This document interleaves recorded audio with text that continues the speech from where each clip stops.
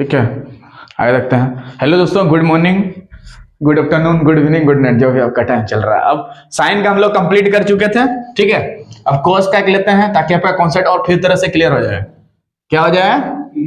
Clear हो जाए। तो कोस का भी लेते हैं, साइन का ले लेते हैं। साइन में क्या होता है? n pi plus minus one का पावर n इंटू जो बाद में रहता है उसको लेते हैं। अब कोस का लेते हैं, उसका एक एग्जाम्पल लेंगे ताकि आपका कॉन्सेप्ट पूरी तरह से क्लियर हो जाए। देखिए, हमें क्या निकाल रहे थे? प्रिंसिपल सॉल्यूशन निकाल रहे थे और जनरल सॉल्यूशन। क्या निकाल रहे थे? Principal solution. क्या निकाल रहे थे? प्रिंसिपल सॉल्यूशन और जनरल सॉल्यूशन। अब कॉस वाला लेते हैं, तो कॉस वाला रूल को लिखो। अगर कॉस एक्स बराबर कॉस वाई दिया है, अगर कॉस एक्स बराबर कॉस वाई दिया है, अगर कॉस एक्स बराबर क्या दिया है? कॉस वाई, ठीक है। तो ये एक्स बराबर क्या लिखेंगे? एक्स बराबर 2n पाई। वहां n पाई था, यहाँ 2n पाई प्लस माइनस बाद में y है तो लिखेंगे y। इसको याद कर लेना। ये कौन चीज सॉल्यूशन के लिए? जनरल सॉल्यूशन के लिए।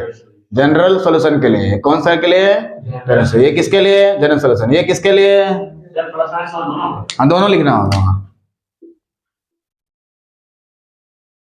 यहाँ सिर्फ प्लस किस में होता है? 10 में, और यहाँ 2 गायब हो जाता है ना।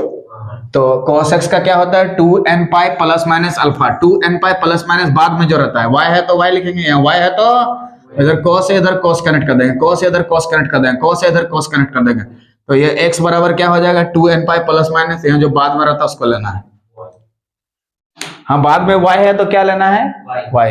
तो x बराबर 2n पाई प्लस माइनस बाद में जो रहता है उसको लेना है y, ठीक है। ये x क्यों लिए? क्योंकि यहाँ x कनेक्टेड है। क्लियर हो रहा है? जल्दी लिखो। गुड। तो cos वाला याद हो गया। अगर cos x बराबर cos y तो x बराबर 2n प्लस माइनस अल्फा। फिर से बोलो, अल्फा जो बाद में रहेगा वही होगा। अगर cos अल्फा बराबर cos बीटा होता तो अल्फा बराबर 2n pi plus minus beta. Angle है रे, एंगल। ये cos x क्या है? एंगल है। x क्या है? एंगल है। y क्या है? एंगल है, ठीक है। तो याद हो गया, अगर cos x बराबर cos y है तो x बराबर क्या होता है? 2n pi plus minus y। यहाँ y इसीलिए लिख रहे क्योंकि यहाँ y है। z होगा तो पाई बाई 3 होगा तो पाई बाई 2 होगा तो पाई बाई 6 होगा तो यहाँ x क्यों लिखे? क्योंकि यहाँ x है। 2x होता तो 3x होता तो 4x होता तो 5x होगा तो हाँ, उससे x को ही निकालना है तो 5 को सबके साथ भाग देना होगा, इसके साथ भी। अगर यहाँ 5x होता तो x कैसे निकालते हैं? 5 को इसके साथ भी भाग देते हैं और y के साथ दोनों के साथ डिवाइड कर देते 5 टका। 2n पाई 5 होता है, इधर y बाई 5 होता है। क्लियर है? यहाँ y क्यों लिख रहे हैं? क्योंकि यहाँ y है। क्लियर है? तो ये हो गया हमारा क्या? जनरल सॉल्यूशन, ठीक है। और प्रिंसिपल सॉल्यूशन इनसे निकलेगा। वैल्यू सब बढ़ाते जाएंगे, 0 1 2 n यहाँ पे क्या है? यहाँ जो n लिखा है n इंटीजर है, तो n बिलोंग्स टू क्या होगा? i या z? क्या होगा? i या तो z। n क्या होगा हमारा? i या तो z। i क्या है? Set of integer. z क्या है? Set of integers. समझ में आ गया? i क्या है? Set of integers. तो n के जगह 0 1 2 ऐसे हो सकता है। This in place of n we can write here 0 1 2 3 dot dot dot plus infinity -1 -2 dot dot dot minus infinity. Any number can be written in place of n। Here any number can be written in place of n। n के जगह पे इसमें कोई भी number आप बैठा सकते हैं क्योंकि n इंटीजर बोल दिया है। तो 0 से दाहिना तरफ जितना मन करे, लेकिन बट्टा में ले, क्योंकि बट्टा में इंटीजर कभी पॉइंट में नहीं। माइनस में हो सकता है, -2 -3 -4 -6 -7, लेकिन 1/2 1/3 1/4 1/5 कभी इंटीजर नहीं हो सकते हैं। समझा? कॉस वाला कनेक्शन समझ में आ रहा है? तो इसका एक एग्जांपल लेते हैं। किसका? कहाँ रूट है? नहीं, रूट नहीं होता। वो इरेशनल नंबर हो, जैसे √2 ये इरेशनल नंबर है, अपरिमेय संख्या। समझा? √2 √3 √5 ये सब क्या है? इरेशनल नंबर बोलते हैं। और रेशनल नंबर बट्टा के फॉर्म में रहता है। 1/2 1/3 1/4 -1/2 -1/3 a/b c/d दोनों इंटीजर्स होना चाहिए ऊपर में, ऊपर नीचे दोनों तरफ इंटीजर्स होना चाहिए। समझ में गया? ठीक है। अब एग्जाम्पल लेते हैं ताकि कॉन्सेप्ट बिल्डअप हो सके। ठीक है, एक एग्जाम्पल लेते हैं।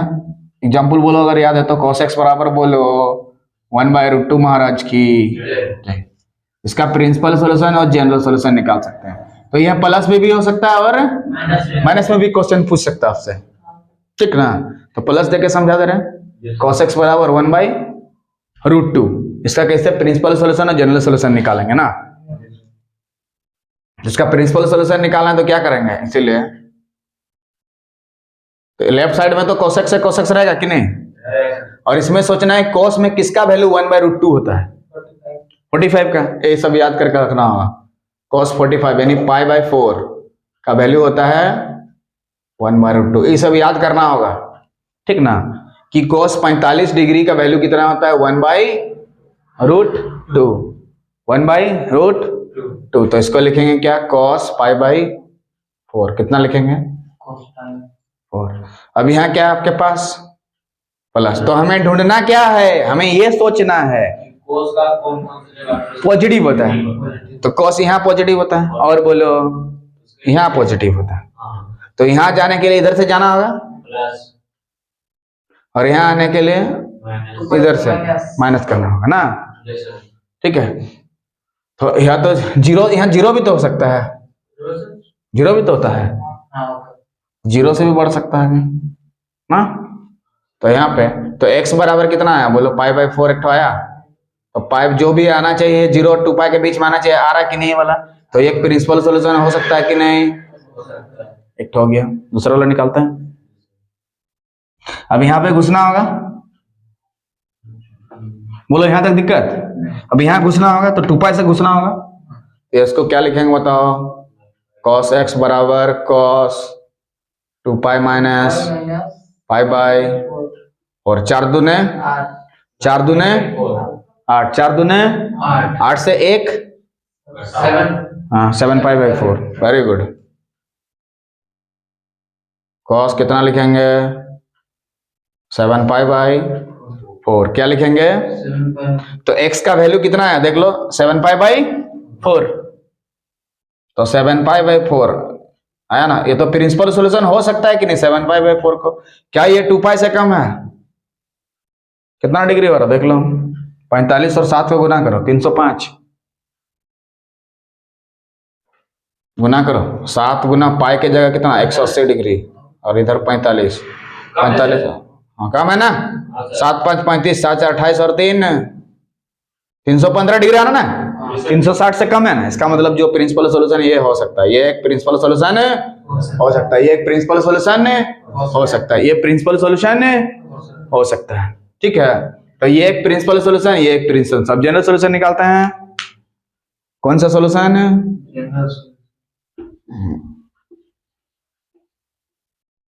तो ये एक प्रिंसिपल सॉल्यूशन मिला, कौन सा, ये वाला π/4 एक प्रिंसिपल सॉल्यूशन मिला, और 7π/4 भी एक हमारा क्या निकला प्रिंसिपल सॉल्यूशन।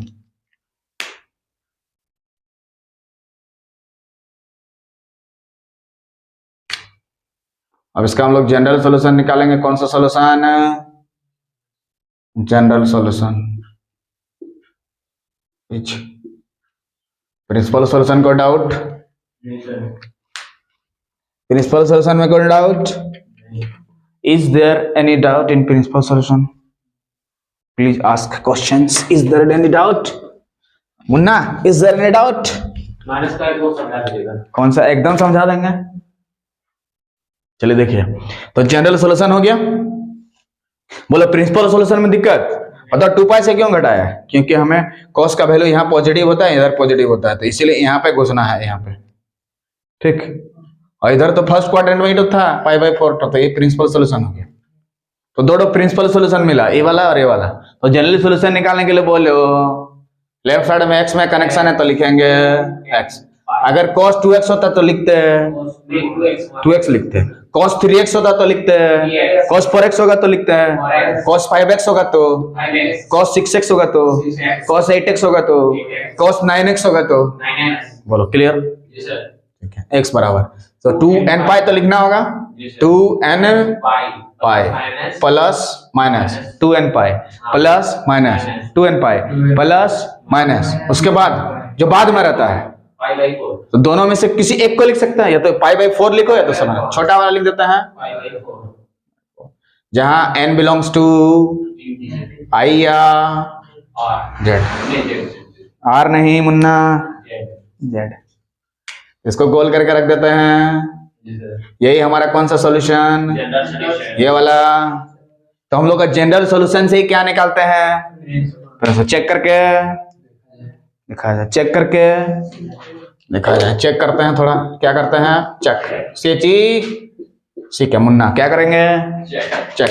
देख लो, तो n के जगह 1 बैठाओ, n की जगह 1 बैठाएंगे तो 2 पाई हो गया, यहाँ पे कितना हो गया, और यहाँ मान लो माइनस वाला ले रहे हैं, क्या वाला, माइनस, दोनों ले सकते हैं ना, तो पाई बाई 4। देखो 4 दूने 8 और 1 घटा देंगे, 7 पाई बाई 4। देखो 4 दूने 8 और 1 घटा देंगे, 1 ठो आया।